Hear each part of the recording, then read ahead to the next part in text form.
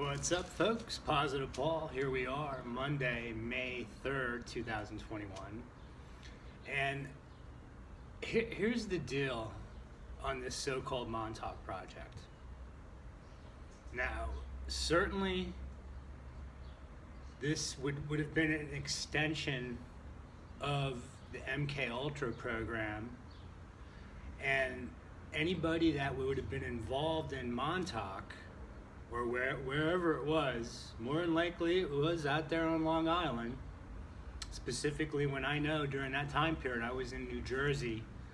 I moved from St. Louis to northwest New Jersey in a place called Vernon, right outside of Sussex, New Jersey. And this was Thanksgiving of November 1979. My missing time is summer of 1980, when the first setup was to get me knocked out somehow and get me wired up, more implants, whatnot. But between 1980 and 1983 is spotty. I was in high school.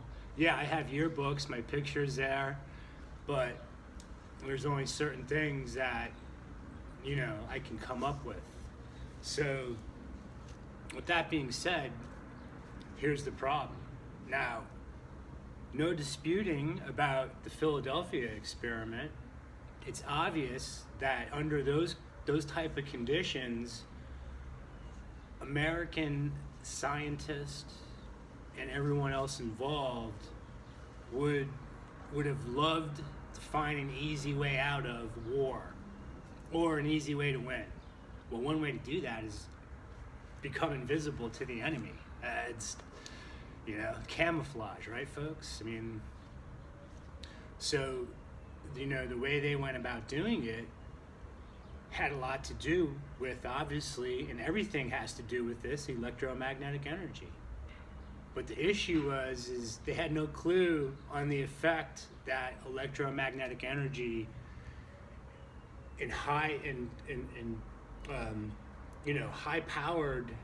high-amplitude transmission of these signals, human beings you can fry them quickly. All right, so they didn't understand that part, but clearly everything that they had been learning at Princeton from Tesla, Einstein, others, which Al Bielek talks about, aka Edward Cameron, that one can imagine that, all that was going on. But here's the thing. We know, according to Al Bielek, other people agree that Tesla sabotaged the first experiment around the end of 1942 because apparently he was concerned about loss of life or the effects it would have on the people involved. So he found a way to sabotage it. And then you come to where this guy, John Van Neumann, is repeatedly, his name keeps coming up. John Van Neumann, one of the main scientists. And let's not forget about Reich, okay? We know all about Wilhelm Reich, orgone energy. There's all different directions we could go, but let's stick to the Philadelphia experiment. And here's why things don't add up. Now, on August 12th, 1943, again, it was necessary, apparently, to do this on this date. All the stars were aligning for, them to be able to pull this off, meaning create electromagnetic bottle around an object, in this case, a merchant ship, whatever it was, the Eldridge, I forget what type of ship it was, but create an electromagnetic bottleneck around that, making it invisible to radar. Now, if anybody's listening to me, which you're not allowed to, over the years I've gone over my Winston Churchill diaries where in the third volume, chapter 19, The Wizard's War, when they were fine-tuning their radar, and this is 1939, before the Battle of Britain, they were trying to figure out, hey, we got to do something here. And that's where he mentions the sinister resources that they use, meaning occult occult, whatever you want to call it, it came from where. So the point is, they did create this electromagnetic bottle, but the power of this electromagnetic field made things go haywire on the ship. Edward Cameron, aka Al Bielek, his brother Duncan, who were very crucial to these 33 people that were on board the ship that day, meaning the Eldritch, they were down, they were the ones that pulled all the switches and pushing buttons, and things go haywire, start snap, crackle, and pop. They get nervous. They get the hell out of there and go up topside, up to the deck, and they're in this green hazy mist, and it's like they both get the idea to, hey, let's just jump off the ship. Now what I don't understand is, what were these other people doing? Well, what happened was, we know that this manufactured report that Al Bielek always talked about, that yes, some of the sailors were actually, upon re-emerging, they were stuck in bulkheads. Others were so disoriented that they had no clue on what happened or where they were, and it was known that all of them, pretty much got tossed into the psychiatric ward afterwards. But the point is, the electromagnetic field that was pulsed around the Eldritch was so powerful that it tore a hole in hyperspace and allowed the ship to actually disappear, not just off radar, but disappear into hyperspace, where at that point, that's when Edward Cameron and Duncan jump off the ship into a green haze, a blue flash, and next thing you know, they're on Montauk, Long Island, August 12th, 1983, 40 years later. Now, if anybody's listened to this story, specifically the Baby Draco hybrid James Rink, who was groomed to take over, that's why he got hooked up with Preston. They tell you, okay, yeah, well, the Black Hawk helicopter came in, scooped up Al and Duncan, brought them down to the subterranean complex where everything was taking place. All of a sudden, an older John Van Neuman's there and say, oh, we've been expecting you. And they're like, well, who the heck are you? And he says, I'm John Van Neumann. Well, we just left you. And it was the year 1943.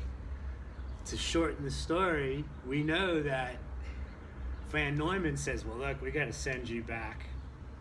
Because if we don't get you back and you don't start pulling the plug, destroy this, shut this down on that end, the 1943 end, because it created the vortex, the link up between the 40-year link up of, the stumbling upon this effect of time travel, possibly.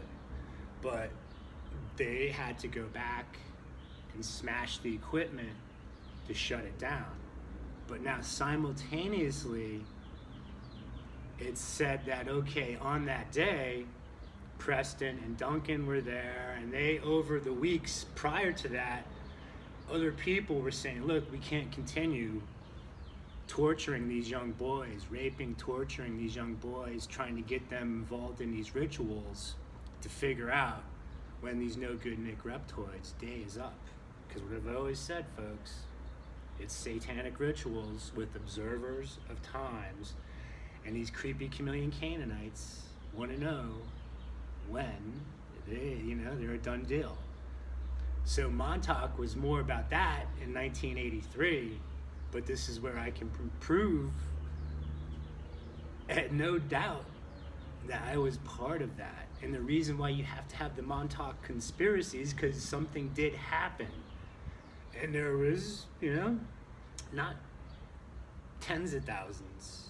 There literally may have been, I'll even put it at less than 100 people probably, who knows. But these would have been people that already went through MK Ultra in the 60s.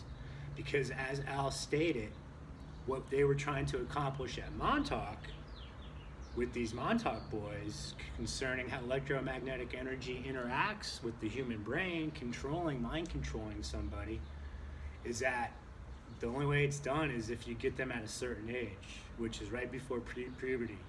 So you have this window of already the kids would have went through trauma-based mind control. There was no childhood, plain and simple. There was no being in a playground or, that most normal people, when they're a kid, grow up. Well, you want to continue this, you get this window between ages of generally 12, 16, because as a teenager gets older and into the 20s, the personality becomes fixed. And that's why you can brainwash an adult over time, I guess, but not really mind control them. And remember, all these kids would have had implants, all right, to make all this work too, concerning the ability to do time travel if that was actually taking place, however that worked. So here's the point. The day the Montauk Project shut down, August 12th, 1983, exactly 40 years after Philadelphia experiment, it was said that these guys got a conscience, that, we can't keep continuing on the way what we're doing, and we're going to shut this down. They're going to pull a Tesla, right? Sabotage the project. And so famously, Duncan, or one of the lead psychics, remember, on that day, now Al Bielek, remember, Edward Cameron and his brother show up on Long Island, but they need to go back to 1943 because, right, Van Neumann said, look, we can control time and space here in 1983. Don't worry about that. We'll get you where you need to go. And in that process, when they both got back, they say, Duncan jumped off the ship again. And there's more to this, folks, but I'm trying to keep it compact. So the point is, now Edward Cameron's back, but at the same time, there's the whole thing of him becoming Al Bielek, age regression, and he's in charge of the Montauk Project, but he claims he wasn't there that day. He was in Los Angeles on vacation. He felt the release of energy, and that's what Swerdlow says too. So the rigmarole, the rub is, all right, so age regression. They got to do something with this Edward Cameron. They turn him into Al Bielek, but he comes the progenitor, one of the main guys to get the time travel conspiracy theory rolling. Forget about Basagio, this guy. And then all the other ones that came after that, especially the noodlehead, egghead, Yale, Harvard types that want to put their scientific, mathematical, quantum physics spin on things concerning how time travel may or may not work. You have the aspect of, yes, something goes on, but it's related to these rituals with observer of times. And this was taking place thousands of years ago. Everything is an extension of what came before, nothing new under the sun, right? So you cannot reconcile this age regression thing. Now, yes, we know these no-good Nick Satanists are chasing immortality. That's how Satan, one of his main promises is yes, because original man, who wasn't really originally flesh and bones, more made up of a spirit or I don't know, but hey, they lived a long time, right, folks? Right? Noah, he was 900 something years? So it's all about immortality is the carrot on the stick. But how you get there is by hanging out with these creepy chameleon Canaanites that do all the things you're told not to do in Deuteronomy chapter 18. So with this Montauk Project, which now look, they're all gone now except Swerdlow.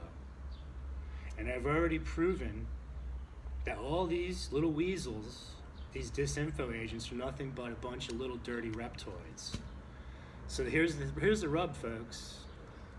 I'm the one still being hassled. Ooh, the big investigation, okay? big investigation. I keep telling them, hey, I'm here. Come talk to me. They don't. They just want to run around and play like mind games. They love the money. They got their little snitch society down here based around me. Now, there's supposed to be this hardened criminal group called the Mexican Cartel, right? And all their nefarious activities. I wonder if any of these, community watch types have, gave a lead to these investigators when they're peering out, behind from their curtain inside their homes. No, they shake in their boots with these guys because but again, they're humans, man. This is why I need to get to them, right? Jesus says the doctor, we don't need to make the patient whole when he's already okay, right, folks? You want to get to the people that need help. So if I'm such this bad guy, right, and they still got to follow me around after all this time, hey, look, I've exhausted my testimony. They don't want to hear it. I'm not going to try to go up against these Catholic priests and get ran out of town, keep telling them, yeah, hell is coming, just because, I didn't have everything exactly right. We can look around the world and see that, something's been brewing for a long time. And somebody's got something to hide, folks. So what's the point to the story? Is there mind control or not? Why do they need to stuff me with implants? Which some of them were tracking implants later in life. This is what I'm saying with you phony TIs. Your stories, you can't get by me. Even the best of you people like Zeph Daniel, who, I appreciate though.